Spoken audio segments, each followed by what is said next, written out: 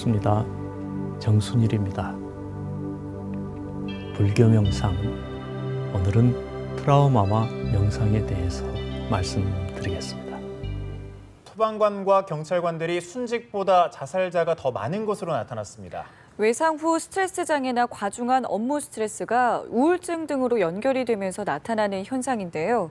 세월호 참사 당시 희생된 피해자들의 유가족과 생존자 상당수가 정신적, 신체적 이상 증상을 겪는 것으로 조사됐습니다.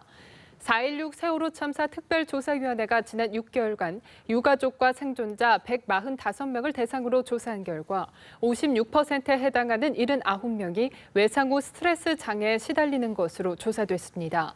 네, 해운대 광란의 질주 사건으로 3명이 숨졌고 20여 명이 넘는 피해자들이 지금도 병원에서 치료를 받고 있습니다. 외상 후 스트레스 장애라고 하죠. 제대로 사과조차 받지 못한 피해자들은 여전히 악몽에 시달리며 고통받고 있다고 합니다. 방금 보신 영상들에 공통적으로 등장하는 단어가 있습니다. 바로 외상 후 스트레스인데요. 그게 트라우마입니다. 트라우마란 무의식에 새겨진 상처라고 말할 수도 있습니다. 일반 스트레스의 경우는 어떤 면에서 꼭 나쁜 것만은 아닙니다. 우리에게 우울감을 주지만 때로는 긴장을 통한 창조에도 필요하거든요. 그리고 비교적 쉽게 해소됩니다. 예컨대 시험의 스트레스는 시험이 끝나는 순간 날아갑니다. 뿐만 아니라 걷거나 잠을 자거나 웃기만 하여도 가벼워집니다. 그러나 트라우마는 상황은 끝났어도 잠재의식 속에서 끝나기를 거부합니다. 이를 치료하는 데에는 전문 닥터의 도움이 필요하겠지만 명상은 트라우마의 해소에도 효과가 있습니다. 왜냐하면 명상은 의식뿐만 아니라 무의식의 영역까지 정화하는 기능을 가졌기 때문입니다. 우리의 마음을 집중하여 무의식의 영역에 있는 트라우마를 끌어올려서 의식화시키고 그것을 바라보며 정화하는 작업, 그것이 명상이 지닌 또 하나의 기능인 것입니다. 제가 아는 어떤 사람은 매일 아침 눈을 뜨자마자 알 수 없는 트라우마가 엄습해서 거의 1시간 동안 공포 속에서 떨면서 꼼짝도 못하곤 하였습니다. 그 사람은 그 상태를 얼음장 속에 갇혀서 꼼짝 못하는 것 같은 매우 더러운 기분이라고 표현하였습니다. 그의 가정은 퍽 부유했고 어린 시절부터 하고자 해서 못한 일이 없었습니다. 따라서 그는 아무리 생각해도 그 상처는 이번 생에 생긴 것이 아닌 것 같다고 말합니다. 불교적인 시각으로 본다면 전생 또는 그 전생으로부터 생긴 상처가 무의식에 남아 영향을 미치는 경우도 많습니다.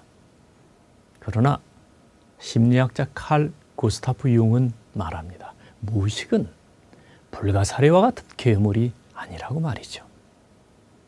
의식이 무의식의 문제를 깨닫기 시작하는 순간, 그리고 그것을 바라보는 순간 무의식에 있는 트라우마는 더 이상 불가사리 같은 성장을 멈춥니다.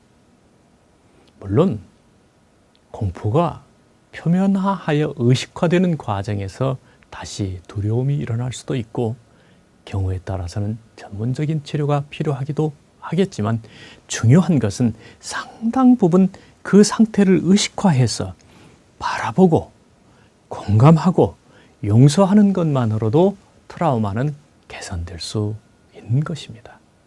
불교적 입장에서 본다면 불안, 걱정, 슬픔 등과 같은 네거티브 감정들도 실은 업의 흔적입니다. 그러나 업이란 그 양이 한정된 것이며 명상을 통해서 점차 소멸될 수 있는 것입니다.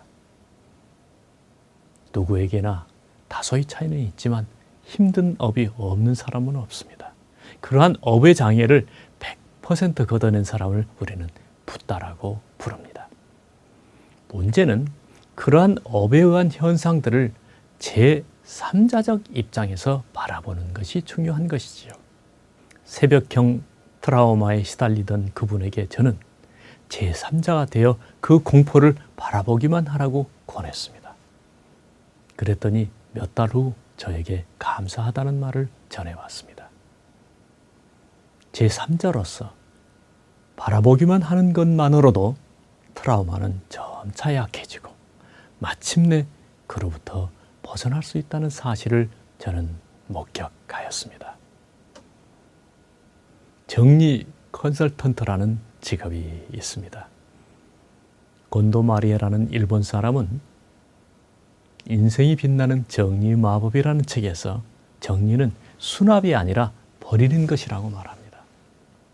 사람들이 정리를 못하는 가장 큰 이유는 물건에 감정을 이입해서 잘 버리지 못하기 때문인데, 설레지 않으면 과감히 버리라. 이것이 그녀가 강조하는 정리의 제1원칙입니다. 대부분의 사람들은 물건만이 아니라 마음의 경우에도 수납에만 익숙합니다. 들어오기만 거듭한 복잡한 마음 창고에서 사람들은 쩔쩔매기 마련이죠.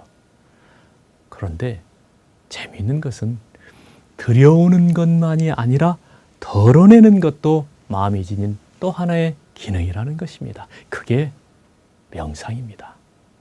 사람이 그리 하다 보면 마침내 대상과 그것을 알아차리는 마음까지도 구분이 사라지는 경지에 이르게 되는데, 그것을 사마디라고 합니다. 사람이 명상을 통해서 사마디에 이르게 되면 그때는 일찍이 경험해 보지 못한 진정한 마음의 평화를 느끼게 됩니다.